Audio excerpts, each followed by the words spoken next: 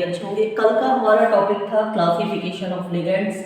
आज हम पढ़ेंगे समअवयवता, जिसे इंग्लिश में आइसोमेरिज्म कहते हैं। ये क्या होती है इसे देखते हैं। तो समअवयवता क्या होती है? यौगिकों के अणुसूत्र तो समान होते लेकिन संरचनाएं और प्रकाश के प्रति उनका व्यवहार अलग अलग होता है। तो यौगिकों के इस गुण को समअवयवता कहा जाता है। पहले हम देखेंगे समअवयवता कितने प्रकार की होती है। तो समअवयवता उपसंयोजी यौगिकों की समअवयवता हम यहाँ पर पढ़ रहे हैं। तो ये कितने प्रकार की होती है? 2 प्रकार की।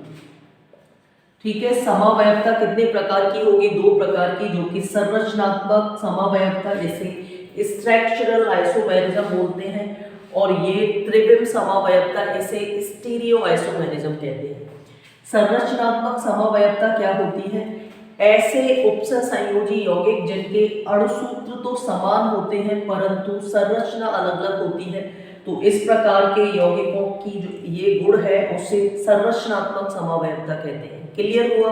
अणुसूत्र समान है लेकिन संरचना अलग अलग होगी, तो इसे क्या बोलेंगे? संरचनात्मक समअवयवता। मतलब संरचनात्मक समअवयवी होंगे और इस गुण को संरचनात्मक समअवयवता बोला जाएगा। त्रिविम समअवयवता या स्टीरियो आइसोमेरिज्म में क्या होता है?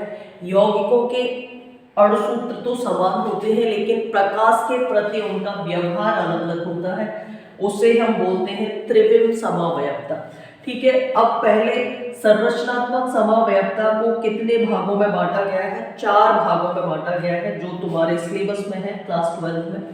बंधनी समअवयवता जिसे लिंकेज आइसोमेरिज्म कहते हैं, उपसंयोजन समअवयवता जिसे कोऑर्डिनेशन आइसोमेरिज्म कहते हैं, और आयनन समअवयवता मतलब आयनाइजेशन आइसोमेरिज्म, और विलायक योजन या फिर जल योजन जिसे हाइड्रोइक आइसोमेरिज्म भी कहते हैं। तो ये 4 प्रकार की होती है। जबकि त्रिविम समअवयवता है वो ज्यामितीय समअवयवता जिसे जियोमेट्रिकल आइसोमेरिज्म कहते हैं, और ये होती है ध्रुवण या प्रकाशिक समअवयवता। इसी को ध्रुवण समअवयवता या फिर क्या बोलते हैं? प्रकाशिक समअवयवता। तो इस तरह से त्रिविम समअवयवता है वो 2 प्रकार की है, जबकि संरचनात्मक समअवयवता कितने प्रकार की होती है? 4 प्रकार की।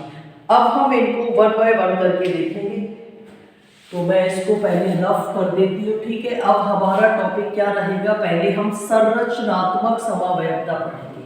ठीक है, संरचनात्मक समअवयवता में तुम्हें ठीक है क्या पढ़ना है? संरचनात्मक समअवयवता। समअवयवता को आइसोमेरिज्म कहते हैं। अब यहाँ पर क्या होता है, बाकी डेफिनेशन तुम लोग लिख लेना। अणुसूत्र समान होते हैं। क्या होते हैं? अणुसूत्र समान होंगे लेकिन संरचना क्या होगी? अलग अलग। संरचना क्या होती है? अलग अलग होगी। ठीक है, संरचना अलग अलग होती है लेकिन मॉलिक्यूलर फॉर्मूला है वो समान है। स्ट्रक्चर क्या होगी? अलग अलग। तो इसे बोलेंगे संरचनात्मक समअवयवता। इसमें नंबर फर्स्ट हम पढ़ेंगे बंधनी समअवयवता। कौन सी समअवयवता पढ़नी है?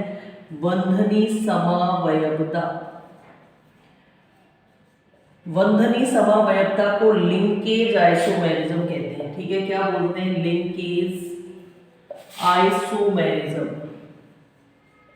ठीक है, बंधनी समअवयवता क्या है? इनमें डेफिनेशन से ज्यादा तुम्हें यह समझना है कि ये किस तरह से पहचाननी है। बंधनी समअवयवता निश्चित है कि ऐसे उपसंयोजी यौगिकों में होंगी जिनमें उभय दंतुर लिगैंड होते हैं। क्या होते हैं? उभय दंतुर लिगैंड। तो इनकी पहचान ही यही है कि जिनमें उभय दंतुर लिगैंड होंगे वो सभी यौगिक लिंकेज आइसोमेरिज्म को क्या करेंगे? प्रदर्शित करेंगे। अब उभय तंतुर लिगैंड में तुमने पढ़ा CN है, NO2 है और SCN, यही 3 तुम्हें लिखाए हैं। कल लिगैंड का क्लासिफिकेशन बताया था। ये कैसे लिगैंड है? उभय तंतुर मतलब एम्बिडेंटेड बोलते हैं। क्यों बोलते हैं? क्योंकि इनके पास 2 दाता सतह होती है लेकिन एक बार में एक का ही उपयोग करते हैं। अगर C ने बंध बनाया धातु के साथ तो इसे हम साइनाइडो बोलते हैं, और N भी बना सकता है। N ने बनाया तो हम इसे आइसोसाइनाइड बोलते हैं। ऐसे ही NO2 बनाएगा मतलब N बनाएगा तो नाइट्रो N बोलेंगे, और ओ बनाएगा तो नाइट्राइटो ओ बोलेंगे, ठीक है, या नाइट्रो ओ। इसी तरह से एस बनाता है थायोसाइनाइड है, और एन बनाएगा तो आइसोथायोसाइनाइड है। तो ये किस तरह के लिगेंड हैं? एम्बीडेंटेड लिगेंड्स हैं। इनकी डेफिनेशन मैंने तुम्हें कल बताई भी थी। ये तीन अगर होंगे जिस यौगिक में भी, वो कौन सी समावयवता दिखाएगा? वंधनी आइसोमेरिज्म, मतलब वंधनी समावयवता, या फिर इसी को क्या बोलते हैं? Linkage isomerism. अब यहाँ पर उदाहरण देखते हैं, जैसे हमारे पास है K4FeCN का होल 6, ठीक है। अब तुम्हें किस तरह से पहचानना है? देखो यहाँ पर क्या आ गया? CN आ गया, तो बिल्कुल इसमें कौन सी समावयवता होगी? वंधनी समावयवता, क्योंकि CN कैसा है? उभयतंतु लिगेंड है। तो एक तो इसका ये हो सकता है। अब इसका हम नेम अगर लिखते हैं तो पोटेशियम हेक्सासाइनाइडोफेरेट सेकंड होगा। बाकी इसी का अगर हम समावयवी बनाते हैं तो क्या हो जाएगा? K4, मतलब तुम्हें बंधों की व्यवस्था को बदलना है, एंड C कर दो, ठीक है।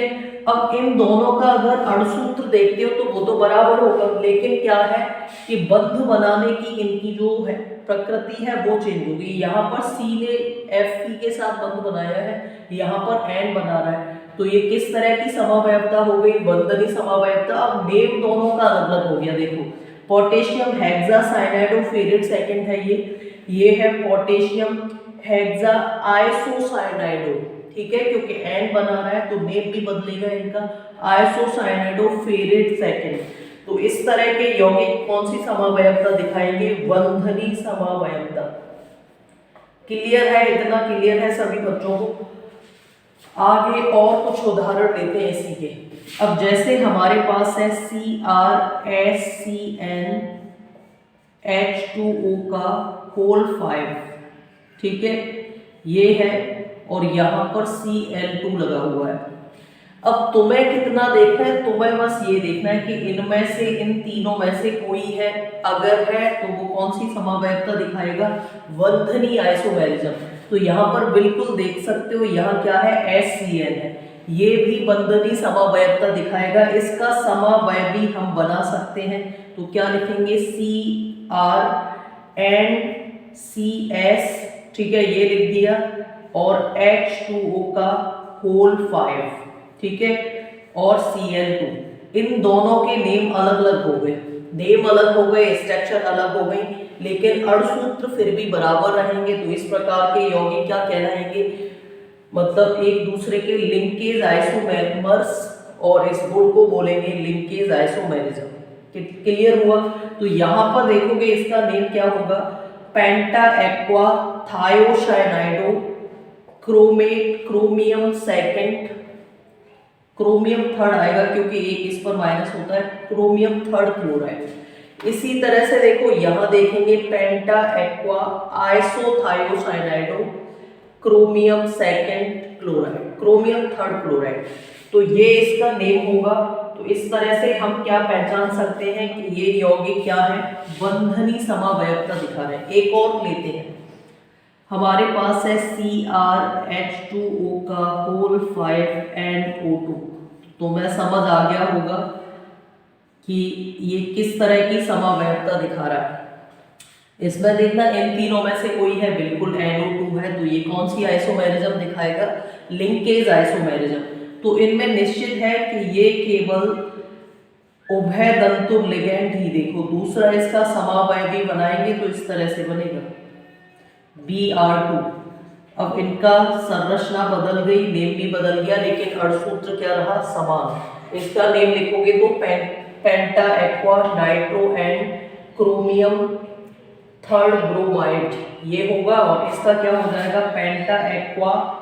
ये नेम का एक लेक्चर, मतलब शायद सेकंड या फर्स्ट लेक्चर है, उसमें IUPAC नेम बताएं। जिन बच्चों को भी नहीं पता है वो वहां से देख सकते हैं, तो उस लेक्चर को देखो, तुम्हें नेम बनाना आ जाएगा। तो बंधनी समावयवता सभी बच्चों को क्लियर हो गई है।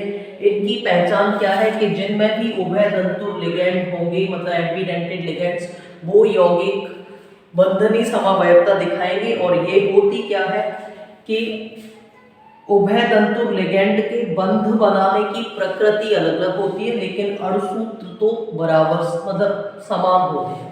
अर्धसूत्र समान होते लेकिन उभय दंतुर लिगेंड बंध अलग अलग बनाते हैं, इसीलिए इसको क्या बोला जा रहा है, लिंकेज आइसोमेरिज्म। तो ये क्लियर हो गया लिंकेज आइसोमेरिज्म। अब हम दूसरा नंबर लेते हैं और वो क्या है, उपसह संयोजन समवयवता।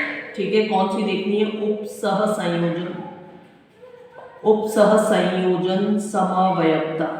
क्लियर हुआ, उपसह संयोजन समवयवता क्या होती है वो देखते हैं। तो उपसह संयोजन समवयवता को क्या बोलते हैं, कोऑर्डिनेशन आइसोमेरिज्म। ठीक है, क्या है ये, कोऑर्डिनेशन आइसोमेरिज्म। क्लियर हुआ इतना। अब इसमें क्या है, उपसह संयोजन समवयवता में क्या है कि अर्धसूत्र समान होते हैं लेकिन लिगेंडों की व्यवस्था बदलती रहती है। ठीक है, लिगेंडों की व्यवस्था बदलेगी लेकिन इनके अर्धसूत्र क्या होते हैं, समान होते हैं। अब जैसे यहाँ पर एक उदाहरण लेते हैं, हमारे पास है CrNH3 का होल 6। ठीक है, एक तो ये है और दूसरा है CrCN का होल 6। ठीक है, तो ये है बंधनी समवयवता में भी पहचान थी, इसमें भी पहचान है कि इस तरह के यौगिक कोऑर्डिनेशन आइसोमेरिज्म को शो करेंगे। तो यहाँ पर ये एक यौगिक है, अगर इसका मैं नेम लिखूं तो ये है हेक्साएमीन। ठीक है, क्या है ये, हेक्साएमीन। इसको देखो इस तरह से लिखना है, एमीन ये लिखा जाता है, hexaammine chromium third, chromium third hexacyanido, hexacyanido chromate, chromate third. अब यहाँ पर देखो क्रोमियम क्रोमेट क्यों आ रहा है, क्योंकि ये जो Cn है ऋणात्मक लिगेंड है, जबकि NH3 उदासीन है, तो तब हमने क्रोमियम थर्ड लिखा, ऑक्सीडेशन नंबर इनकी हमें थर्ड मिल रहा है। लेकिन नेगेटिव है तो क्रोमेट आएगा, ये तो मैं नेम बताए हैं, वहां बताया भी है। तो ये इस तरह के यौगिक उपसह संयोजन समवयवता दिखाएंगे। करना तुम्हें क्या है कि देखो लिगेंड आपस में अंतर परिवर्तित हो जाते हैं, इंटरचेंज हो जाएंगे। अभी NH3 है, इसके साथ दूसरा इसका बनाओगे तो CN का होल 6 ये आ गया, और इस Cr के साथ क्या आ जाएगा, NH3 का होल 6। ये धातुएं बदल भी सकती हैं, एक जैसी भी हो सकती हैं, तो तुम्हें इस तरह से लिगेंड बदल देने। अब इसका नेम अलग हो जाएगा, देखो हेक्सासाइनाइडो क्रोमेट थर्ड, हेक्साएमीन क्रोमियम थर्ड, ये हो जाएगा। तो यहाँ पर इस तरह के यौगिक क्या दिखाएंगे, उपसह संयोजन समवयवता, सभी इसी तरह के यौगिक होंगे। तो एक दो उदाहरण और लेते हैं इनका, उपसह संयोजन समवयवता का। ठीक है, उपसह संयोजन समवयवता का देखो एक और उदाहरण है, CrNH3 का होल 6 ये है, और एक है COCN का होल 6, इस तरह का भी हो सकता है। तुम्हें क्या करना है, कुछ भी नहीं करना, अगर हम इसका समावयवी बनाएंगे तो क्या होगा, Cr के साथ अभी NH3 है तो मैं CN लिख देना है, CN का होल 6 ये हो गया, और कोबाल्ट है ये, इसके साथ क्या लिख देना है, NH3 का होल 6। अब इनका नेम भी बदल गया और संरचना भी बदल गई, क्योंकि देखो इसका नेम है hexaammine chromium third, हेक्सासाइनाइडो cobaltate third इसका है। यहाँ पर नेम बदल गया, इसका अलग हुआ, इसका अलग हुआ, क्या हो जाएगा, हेक्सासाइनाइडो क्रोमेट थर्ड, हेक्साएमीन कोबाल्ट थर्ड। ठीक है, तो इस तरह के यौगिक सभी क्या दर्शाएंगे, उपसह संयोजन समवयवता। आगे नंबर थर्ड देखते हैं। ठीक है, नंबर थर्ड देखेंगे। नंबर थर्ड में क्या है, आयनन समवयवता। ठीक है, कौन सी है, आयनन समवयवता। आयनन समवयवता क्या होती है, जैसे आयनाइजेशन आइसोमेरिज्म बोलते हैं। अब इसमें क्या है, इस तरह के यौगिक इस समवयवता को दर्शाते हैं जिनमें आयन प्रेजेंट होते हैं, मतलब एक बाहर होना चाहिए। उदाहरण लेते हैं CONH3 का होल 5, ठीक है, SO4 2 माइनस है अंदर, ठीक है, और यहाँ पर क्या है Br माइनस, क्लियर हो रहा है, Br माइनस है और इस तरह से है। अब ये जो यौगिक है ये आयनन समावयवता को दर्शाएगा। आयनन समावयवता की क्या पहचान है कि बाहर भी एक प्रत्यायन होगा और एक अंदर जो लिगेंड है वो आयनित होना चाहिए। अब यहाँ पर देखो सल्फेट है, NH3 तो आयनित होता नहीं है, तो ये Br NH3 को तो नहीं हटा सकता। एक आयन बाहर भी होना चाहिए जो कि ज्यादातर ऋणात्मक ही होगा, बाहर भी होना चाहिए, और एक लिगेंड भी आयन होना चाहिए। तब इस तरह का अगर है तो वो यौगिक क्या दिखाएंगे, आयनाइजेशन, आइसोमेरिज्म। अब इसमें क्या होगा, जो प्रत्यायन है वो इस लिगेंड के साथ अंतर परिवर्तित होता रहेगा। CONH3 का होल 5 है, जैसे ये Br देखो अंदर आ गया और SO4 कहाँ चला जाएगा, बाहर। तो इस तरह की समावयवता क्या है, ये आयनाइजेशन, आइसोमेरिज्म। क्लियर हुआ। अब इसका नेम अगर तुम लोग लिखते हो तो penta aqua सल्फेटो cobalt third bromide इसका नेम होगा। जबकि देखो अब ये प्रत्यायन हो गया, ये क्या हो गया, लिगेंड, तो इसको हम लिखेंगे पेंटा ammine bromido cobalt third sulphate. अब सल्फेटो नहीं लिखेंगे इसको, अगर ये लिगेंड होता तो हम इसको सल्फेटो लिखते, यहाँ जो कि बोला भी था सल्फेटो, लेकिन यहाँ प्रत्यायन हो गया। तो इसमें समझ आ रहा है कि बाहर एक आयन होना चाहिए और अंदर लिगेंड है वो भी आयन होना चाहिए, तो एक दूसरे में क्या हो जाएंगे, अंतर परिवर्तित हो जाएंगे, और इस तरह की समावयवता को हम क्या कहेंगे, आयनाइजेशन, आइसोमेरिज्म। ठीक है, क्या बोलेंगे, आयनाइजेशन, आइसोमेरिज्म बोलेंगे। एक और उदाहरण लेते हैं, जैसे हमारे पास है CONH3 का होल 5NO2, ठीक है, और यहाँ पर है Br ब्रोमाइड। अब तुम्हें पता है इसमें प्रत्यायन आयनिक कौन सा होगा, ये तो उदासीन होता है एमीन, तो ये तो बाहर जाएगा नहीं। प्रत्यायन है, लिगेंड के साथ अंतर परिवर्तित होगा, वो भी लिगेंड कैसा होना चाहिए, आयनिक। तो ये जो NO2 है ये आयनित होता है, तो इसका समावयवी कैसे बनेगा, CONH3 का होल 5, इसे तो अंदर भेज दो, ये हमने कर दिया है, और NO2 को कहाँ भेज दो, बाहर। तो ये एक दूसरे के समावयवी हो गए, संरचना बदल गई है लेकिन अणुसूत्र क्या है, समान, और नेम भी बदल गया है इनका। ठीक है, तो ये है, अगर इसका तुम लोग नेम देखते हो तो penta ammine nitro and cobalt second bromide इसका है, और इसका क्या होगा, penta ammine bromido cobalt third nitrate. ठीक है, ये हो जाएगा। तो इस तरह की समावयवता को हम क्या कहेंगे, आयनन समावयवता। आगे अब देखते हैं कौन सी होगी, नंबर 4 विलायक योजन समावयवता, या इसी को क्या बोलते हैं, हाइड्रेट समावयवता। ठीक है, अब हाइड्रेट समावयवता किस तरह के यौगिक देते हैं वो देखो। हाइड्रेट समावयवता, या इसी को बोलते हैं नंबर 4। ठीक है, नंबर 4 क्या है, जल योजन या फिर विलायक योजन। ठीक है, विलायक योजन समावयवता, समावयवता। ठीक, ये है, क्या बोलते हैं इसको, hydrate isomerism, hydrate isomerism. Clear हुआ इतना। हाइड्रेट आइसोमेरिज्म क्या होती है कि इसमें एक तो जल होना चाहिए लिगेंड की तरह, जैसे कि ये लिख लिया है CrH2O का होल 6 है, जल होना चाहिए, बाहर क्या होना चाहिए, प्रत्यायन। ठीक है, बाहर प्रत्यायन होना चाहिए और अंदर क्या होना चाहिए, लिगेंड वाटर होना चाहिए। ये बिल्कुल आयनन समावयवता के जैसी है, बस डिफरेंस इसमें ये है कि यहाँ पर जल का अंतर परिवर्तन होता है। तो देखो इसमें दो तरह की समावयवी बन सकते हैं, एक तो ये है CrH2O का होल 5, एक Br अंदर आ गया तो एक जल का अणु कहाँ चला जाएगा, बाहर। तो Br और यहाँ डॉट H2O ये बनेगा।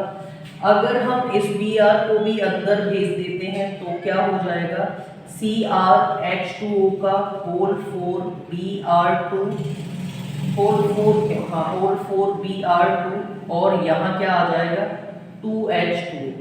तो ये जो समावयवी बने वो कौन सी समावयवता है, हाइड्रेट समावयवता है। अब इसमें क्या हो रहा है कि बाहर जो प्रत्यायन है वो जल लिगैंड जल मतलब लिगैंड से इसमें क्या है वाटर होना चाहिए, एक्वा के साथ अंतर परिवर्तित हो रहा है। देखो एक Br को अंदर भेजा तो एक जल का अणु बाहर चला गया, इसमें दोनों Br अंदर है तो दो जल के अणु बाहर जाएंगे। जितने प्रत्यायन इधर होंगे उतने ही समावयवी बन सकते हैं, ठीक है, तो उतने ही समावयवी बन सकते। तो इस तरह की समावयवता क्या होगी, जल योजन। तो इसकी पहचान क्या है, लिगैंड वाटर होना चाहिए, बाहर क्या होना चाहिए, प्रत्यायन। तो ये होती है। अब और कुछ उदाहरण ले लेते हैं। 3RH2O का होल 4 Br2 और यहाँ पर Br है, जलयोजन समावयवता होगी नहीं होगी, बिल्कुल होगी, क्योंकि देखो बाहर Br है मतलब प्रत्यायन, अंदर वाटर भी है।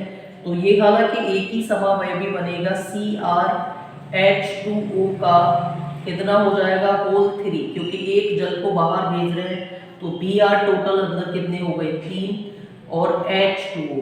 तो ये कौन सी समावयवता है, विलायक योजन। और इस तरह के यौगिक देंगे तो ये तुम्हें समझ आ रहा होगा। अच्छा ये बताओ MnH2O का होल 4 Cl2, इसमें विलायक योजन समावयवता होगी नहीं होगी, क्योंकि बाहर प्रत्यायन नहीं है, इसमें प्रत्यायन होगा तभी हो सकती है।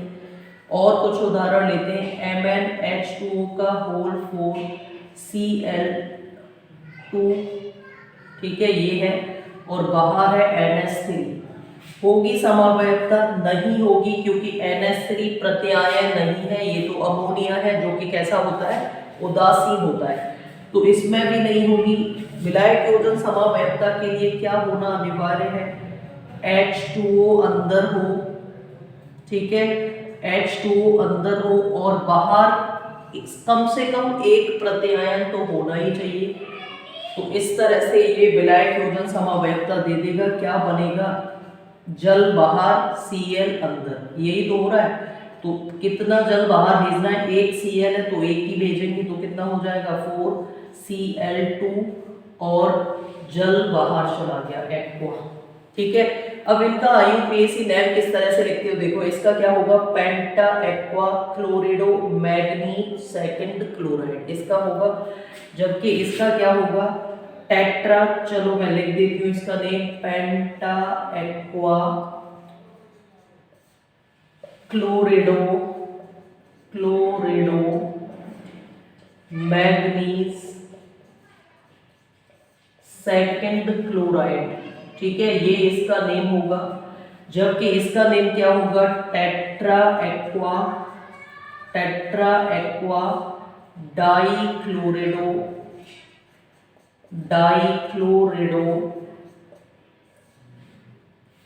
मैग्नीज सेकंड 1 वाटर, ठीक है, 1 जल या 1 वाटर, इस तरह से लिख सकते हैं। तो ये थी विलायक योजन समावयवता। संरचनात्मक समावयवता हमने खत्म कर ली है। अब हम पढ़ेंगे त्रिविम समावयवता, ठीक है। नंबर 2 कौन सा पढ़ना है हमें, त्रिविम समावयवता, ठीक है। इसको क्या बोलते हैं, स्टीरियो आइसोमेरिज्म बोलते हैं। क्या बोलते हैं, स्टीरियो आइसोमेरिज्म, ठीक है, ये बोलते हैं इसको। स्टीरियो आइसोमेरिज्म क्या होती है, स्टीरियो आइसोमेरिज्म 2 तरह की होती है। कौन कौन सी होती है, नंबर 1 तो तुम्हें बताया है ज्यामितीय समावयवता, और नंबर 2 कौन सा बताया है, ज्यामितीय समावयवता, नंबर 2 प्रकाशिक समावयवता। तो इनको देखेंगे, जितना भी तुम्हारे सिलेबस में पोर्शन है उसके बारे में डिस्कशन करेंगे। तो इनको देखते हैं। जैसे हमने संरचनात्मक समावयवता को पढ़ा था कि वो 4 प्रकार की थी, बंधनी समावयवता, उपसय संयोजन, आयनन और विलायक योजन, है ना। उसी तरह से त्रिविम समावयवता 2 प्रकार की है। कौन कौन सी? ज्यामितीय समावयवता और प्रकाशिक समावयवता। अब इनमें क्या है, अणुसूत्र समान होते हैं, ठीक है। क्या होगा? अणुसूत्र समान होंगे, लेकिन प्रकाश के प्रति व्यवहार क्या होगा? अलग अलग होगा, ठीक है। तो ये इनकी डेफिनेशन, हालांकि लिखा भी सकते हैं। डेफिनेशन क्या है? अणुसूत्र समान होते हैं लेकिन प्रकाशीय प्रकृति मतलब प्रकाश के प्रति इनका व्यवहार है वो क्या होगा? अलग अलग होगा। तो इसलिए हम उसे क्या बोलते हैं? प्रकाशिक समावयवता। इसी तरह से ज्यामितीय समावयवता भी होगी। तो पहले तो हम सबसे पहले ज्यामितीय समावयवता को पढ़ेंगे, ठीक है। क्या पढ़ना है? नंबर 1 ज्यामितीय समावयवता, ज्यामितीय समावयवता, ठीक है।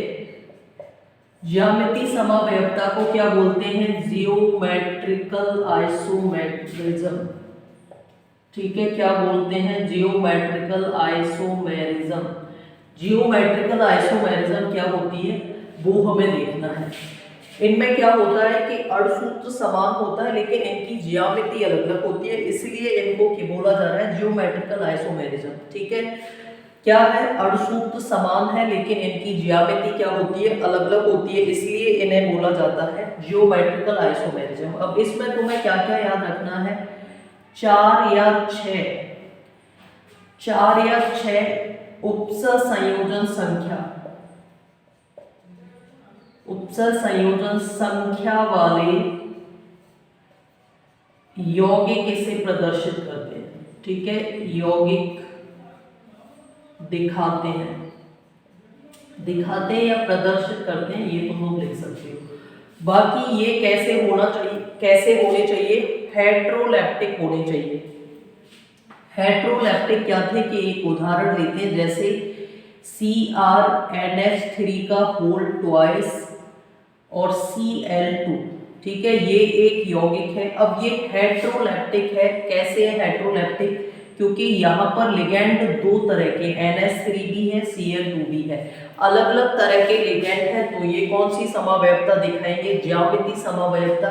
अगर देखो इस तरह का होता NiCl का होल 4, तो ये इस समावयवता को नहीं दिखाता, क्योंकि यहाँ पर लिगैंड कैसे हैं? एक ही तरह के हैं। जबकि ज्यामितीय समावयवता में लिगैंड्स किस तरह के होने चाहिए? हेट्रो मतलब यौगिक कैसा होना चाहिए? हेट्रोलैप्टिक। अब ये ज्यामितीय समावयवता है क्या? ये जो समावयवता है वो Ma2B2 प्रकार की है। किस तरह से?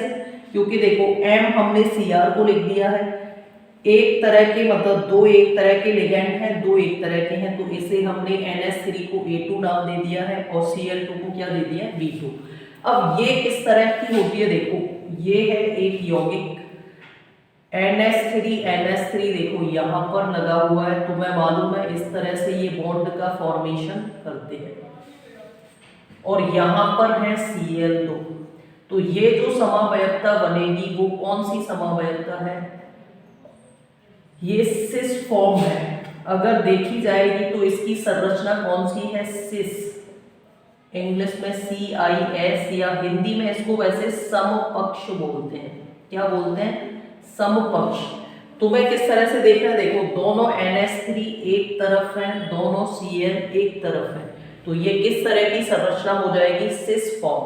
और ये ट्रांसफॉर्म एक और है, देखो उसका रूप मैं यहाँ बनाती हूँ। जैसे एक NH3 यहाँ पर है तो दूसरा NH3 मैक्सिमम डिस्टेंस यहाँ पर होगा, एक Cl इधर है तो एक Cl कहाँ होगा? यहाँ। ये जो संरचना बनी है वो कौन सी है? Trans structure. कौन सी वाली है? TRANS, मतलब इसे बोलते हैं ट्रांस, और हिंदी में इसको बोलेंगे विपक्ष, ठीक है। तो ये तुम्हें समझ में आ गया। ट्रांस फॉर्म है वो कैसी होती है, स्थायी होती है, और ये वाली कैसी होती है, अस्थायी। तो ये तुम्हें पता होना चाहिए। ये वाली स्थायी ज्यादा है क्योंकि देखो ये मैक्सिमम डिस्टेंस पर मिल रहे हैं, इस तरह से होगी। एक NH3 यहाँ पर है तो यहाँ पर है। ये किस तरह की ज्यामिति हो गई, ज्यामिति समावयवता है, इसमें सिस और ट्रांस दो रूप बनते हैं, तो इसको तुम लोग नोट कर लो, ठीक है। और ये किस प्रकार के संकुलों में होगी, MA2B2 प्रकार की ये समावयवता है। आगे कुछ और इसके उदाहरण देखते हैं। तो इस तरह से होगी, सिस और ट्रांस बनते हैं इसमें, और इसकी संरचना अगर देखी जाए तो चतुष्फल की होगी, वो खैर समीकरण से हम लोग याद कर सकते हैं। अब दूसरा देखते हैं, इसी का ज्यामिति समा MA2BC, ठीक है। तो MA2BC इसका उदाहरण चलो ले लिया है CrNH3 का होल ट्वाइस Cl, और ये ले लिया है Br।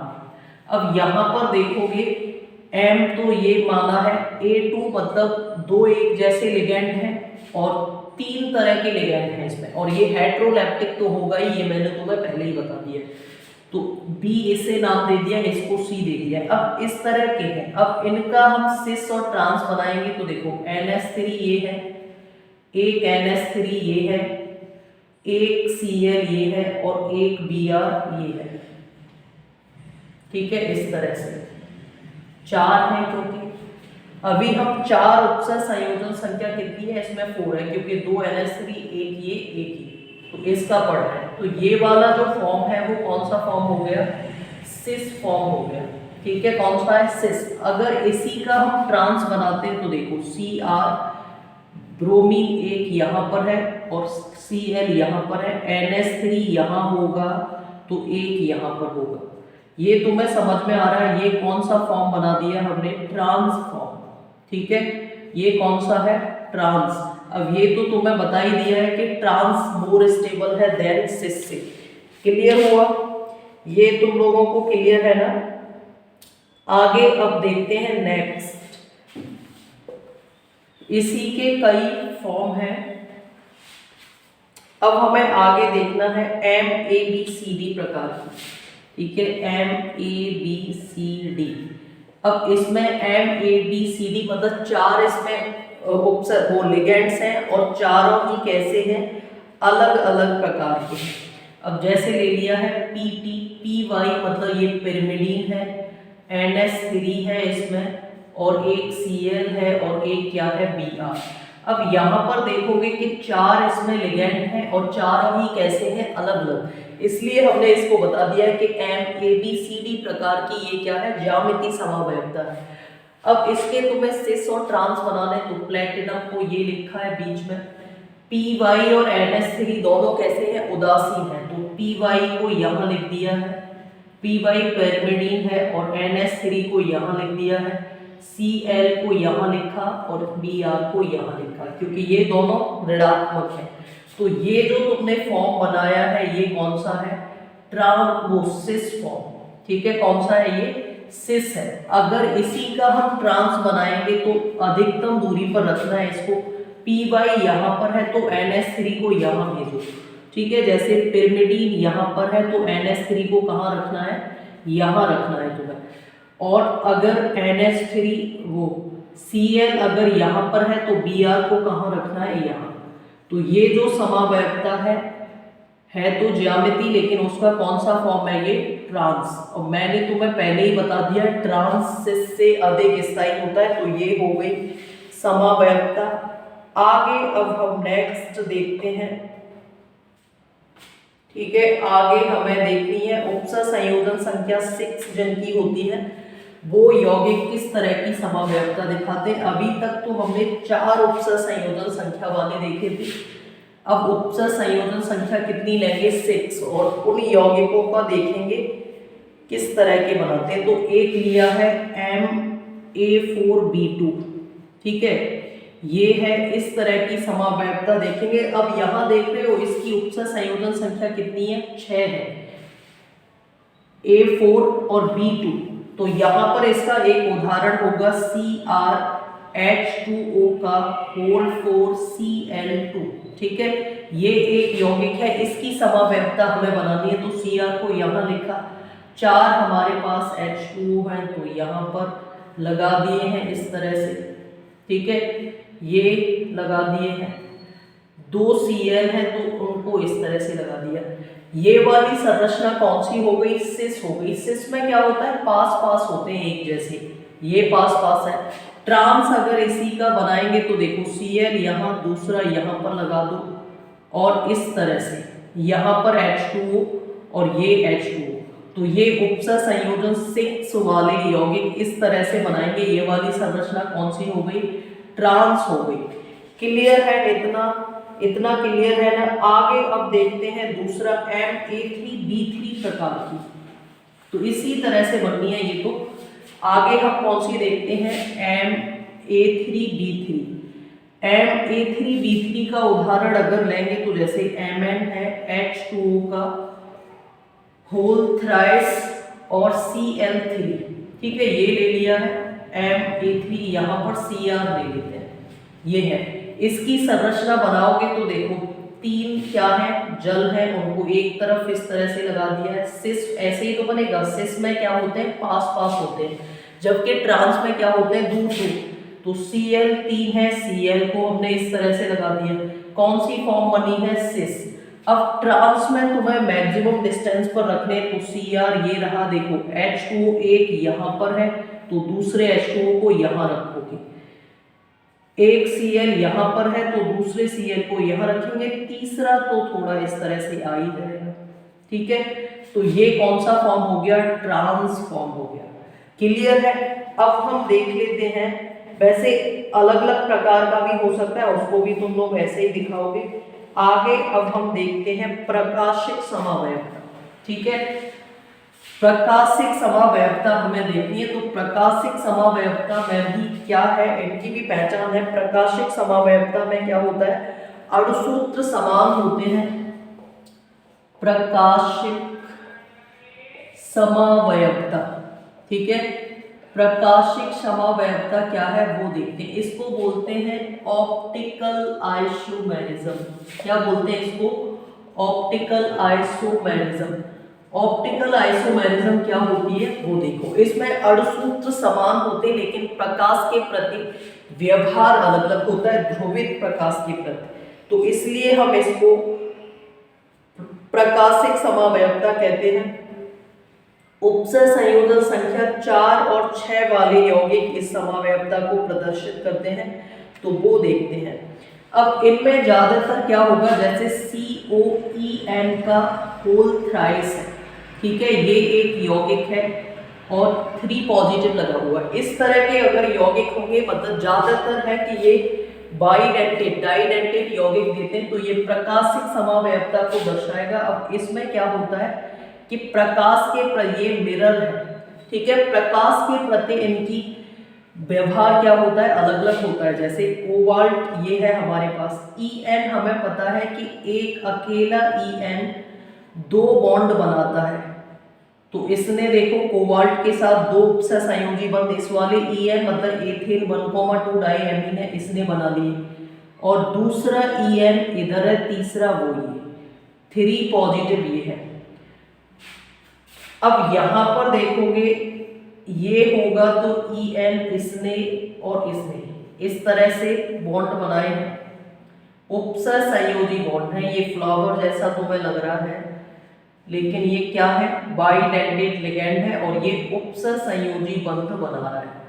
तो यहाँ पर कितनी हो जाएगी, 3 पॉजिटिव, इधर ही लगा दो चलो, या फिर उसको तो उधर भी लगा सकते हो। तो ये एक दूसरे के क्या है, दर्पण प्रतिबिंब है, लेकिन एक दूसरे पर क्या नहीं होते, अध्यारोपित नहीं होते। अगर इसको उठा के रखोगे इधर तो इसे कंप्लीटली कवर नहीं करेगा, सुपर इम्पोज नहीं होते। मतलब अध्यारोपित होने का मतलब क्या है कि जैसे ये हैंड है हमारे, दूसरा इसी तरह से रखेंगे तो थंब बाहर रहेगा, वैसा ही देखो इसे ऐसा ही उठा के अगर इस पर रखा तो ये इधर रह जाएगा, ये वाले इधर पहुंचेंगे, मतलब अध्यारोपित नहीं होंगे। ये वाली फॉर्म को एल फॉर्म कहेंगे। ये कौन सी फॉर्म है, लीबो है, और ये वाली कौन सी है, डेक्स्ट्रो। तो इस तरह के यौगिक होते हैं वो क्या दिखाते हैं, प्रकाशिक समवयवता। क्लियर हो गया। और उदाहरण ले लेते हैं, कम से कम इनमें बाइडेंटेड लिगेंड्स तो होना ही चाहिए एक। जैसे हम ले लेते हैं एक और उदाहरण है COEN का होल ट्वाइस Cl2। ठीक है, ये यौगिक है। इसे देखते हैं। अब यहां पर हमारे पास मिरर, ठीक है, ये तुम्हें बना देना इस तरह से, और 2 En है 2 Cl है। उपसर्ग संयोजन संख्या कितनी होगी इसकी, 6 होगी, क्योंकि देखो En कितने बॉन्ड बनाता है, 2, तो 2 है तो 4 बनाने होंगे। Cl 1 बनाता है, तो उपसर्ग संयोजन संख्या कितनी हो जाएगी, टोटल 6 हो जाएगी। क्लियर हुआ। अब हमें इसका क्या बनाना है, प्रकाशिक समवयवता दिखानी है। तो देखो En यहाँ पर है एक, इस तरह से बॉन्ड बनाएगा। दूसरा En ये है, ये बॉन्ड बनाएगा। Cl ये लगे हुए हैं, ठीक है, तो ये एक तो हो गया। इसी तरह से यहां पर बनाओगे तो En इधर है एक,